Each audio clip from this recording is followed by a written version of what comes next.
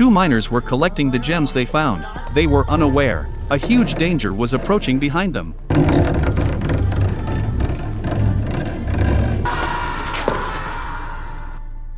100 years ago, a miner made a hole in the wall. When he turned around, he found his pet had died. The man immediately gathered everyone to be on guard. Soon a penitent was summoned. He mumbled to the statue in his hands. Then he walked into the cave looking around. He lit the candle on the stick and probed forward. Suddenly he saw a strange palm. He seemed to know what was about to happen. He immediately ran back. Then a violent explosion occurred in the cave. In the blink of an eye, 100 years passed. A professor led a few miners and entered this mine again. The professor explored ahead, ignoring the others. They hurried to catch up and search for the professor. Soon they encountered a fork, so they split up to search. At the end of the left path, Caesar found a skeleton. A token was discovered next to the skeleton's hand, and there were obvious wounds on the skeleton's fingers. Words written in blood were found on the wall. It said, "He came for each of us. He hides in the darkness. Now he sleeps. He will return.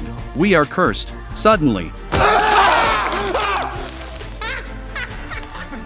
George's prank scared the two. They turned back to regroup with the others. They found the professor photographing patterns on the wall. Under the professor's guidance, George blasted open the wall with the patterns, revealing a deep cave. Inside stood several stone piles, covered with strange patterns. They continued exploring, and found countless remains, as well as a rusty sword. It seemed they fought to protect something. Soon they discovered an ancient coffin, with inexplicable skulls and arms on it, as if left behind while struggling outward. The professor explained to everyone, this should be a worshipped deity. He had studied it for 66 years. The professor then raised his camera and took a photo. They decided to return to the surface first. At this point, Caesar noticed George was missing. He walked back to the cave entrance and stopped, looking into the cave.